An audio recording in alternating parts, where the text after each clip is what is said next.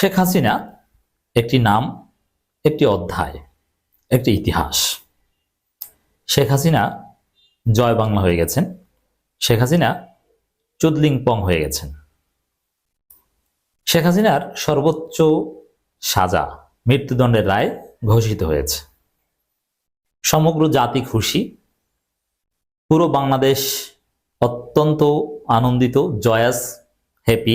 মিষ্টি বিতরণ হচ্ছে, কোনো উদ্বেগ নাই, কোনো প্রতিবাদ নাই, কোনো প্রতিক্রিয়া নাই, কোনো মানবাধিকার সংস্থার আপত্তি নাই, কোনো বিদেশি রাষ্ট্রের নেগেটিভ প্রতিক্রিয়া নাই।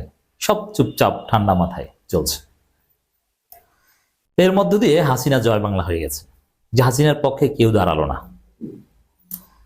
তো এই যে ঘটনা, শত বাধা বিপত্তি সত্ত্বেও হাসিনার সর্বোচ্চ, মানে একজন সাবেক প্রধানমন্ত্রী, এই যে প্রথমে বললাম যে হাসিনা একটি ইতিহাস।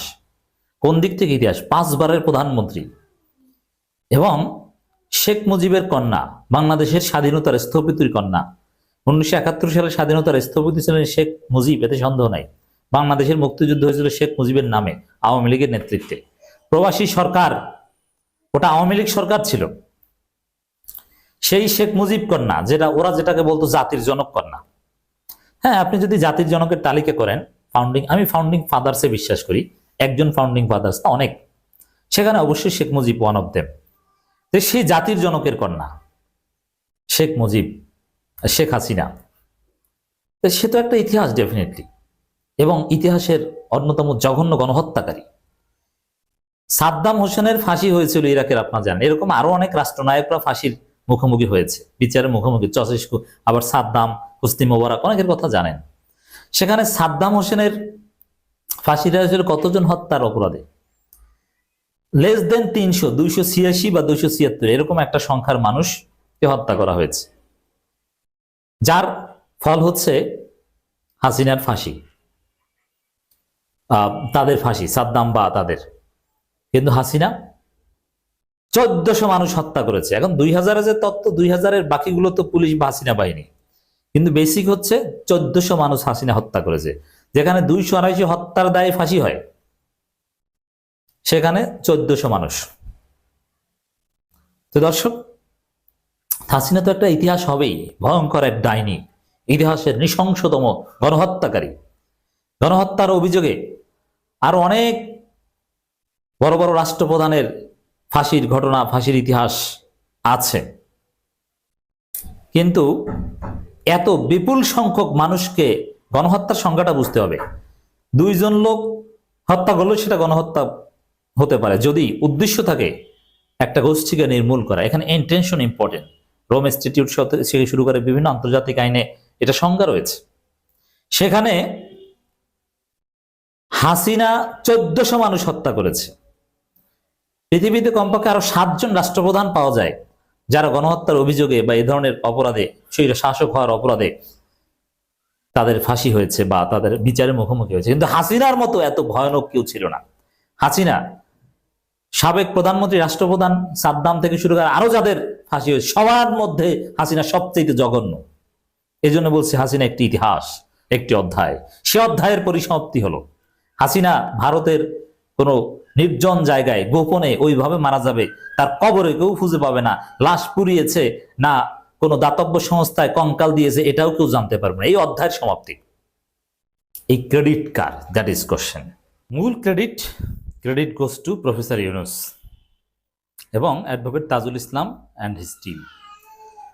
প্রফেসর ইউনুস না চাইলে কখনোই এই বিচার হতো না। সরকার চেয়েছে বলে বিচার হয়েছে। এখানে সরকার কোনো হস্তক্ষেপ করেনি, সরকার বিচার করার স্বাধীনতা দিয়েছে। এবং এই বিচারকে বাধাগ্রস্ত করা দেশি বিদেশি অনেক ষড়যন্ত্র ছিল। এই ষড়যন্ত্রগুলো তো ট্যাকেল দিয়েছে সরকার। তারপর হ্যাঁ, সরকার চাইলেই যে বিচার হবে তাও না, এই বিচার করা অত্যন্ত কঠিন ছিল।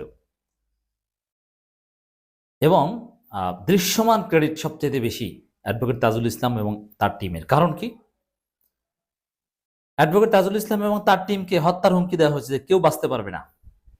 তারা জীবনে পরোয়া করেনি। অন্য কোন অ্যাডভোকেট হলে ওগুলো রেখে চলে যেত, অথবা ফাঁক ফোকরে হাসিনার ডিজাইনে কিভাবে কি খালাস পায় দুর্বল একটা তদন্ত করে দিত, অথবা ঝুলিয়ে রাখতো বছরের পর বছর। এত দ্রুত সময়ের মধ্যে বিচার, প্রফেসর ইউনূস এবং অ্যাডভোকেট তাজুল ইসলামদের আন্তরিকতার কারণে সম্ভব হয়েছে। তা আমি মনে করি, এবং আপনি জানেন যে টাকা পয়সা নানানভাবে যে কোনো কিছুর বিনিময়ে এই বিচারকে বাধাগ্রস্ত করা এটা আওয়ামী লীগের একটা টার্গেট ছিল। কারণ কি কি মনে করেন যে জামাত নেতা এটিএম আজহারুল ইসলাম শেষ পর্যন্ত আইনি প্রক্রিয়ায় খালাস পেয়েছেন, ওইটা কিন্তু হাসিনার ক্ষেত্রে কশ্চিনকালেও সম্ভব হবে না, পৃথিবী উল্টে গেলেও সম্ভব হবে না। কেন সম্ভব হবে না? এটিএম আজহারুল ইসলামের রিভিউ বাকি ছিল, কিন্তু হাসিনা তো এখানে আপিল করারই সুযোগ পাবেন না, রিভিউটা আবার কিসের? কারণ পালাতক আসামির আপিল করার সুযোগ থাকে না। এর মানে হাসিনার মামলা এখানে ক্লোজ। এই ট্রাইব্যুনালের রায়কে অবৈধ বা কোনো সিস্টেম নাই হাসিনার ফিরে আসার। অতএব চূড়ান্ত ঘটনা ঘটে গেছে। এটা ইউনূস এবং তাজুল ইসলামদের আন্তরিকতার কারণে এত দ্রুত ঘটে গেছে, বছরের পর বছর লাগেনি, ঝুলে থাকেনি। এবং হত্যার হুমকি, ছেলে মেয়েদেরকে দুনিয়া থেকে সরিয়ে দিবে, কত বাধা বিপত্তি সব অতিক্রম করে। এখানে আমি তো মনে করি অ্যাডভোকেট তাজুল ইসলাম ছাড়া অন্য কেউ থাকলে এটা পারতেন কিনা সন্দেহ আছে। রাজনৈতিক দলের, বড় রাজনৈতিক দলের কোনো উকিল থাকলে তারাও মনে হয় পারতেন না। এমনকি জামাতের শিশির মনিরা থাকলেও পারতেন বলে আমি বিশ্বাস করি না। জামাত আন্তর্জাতিক নানান সমীকরণে এইসব বিচার থেকে দূরে থাকতো। Advocate Tajul Islam did that.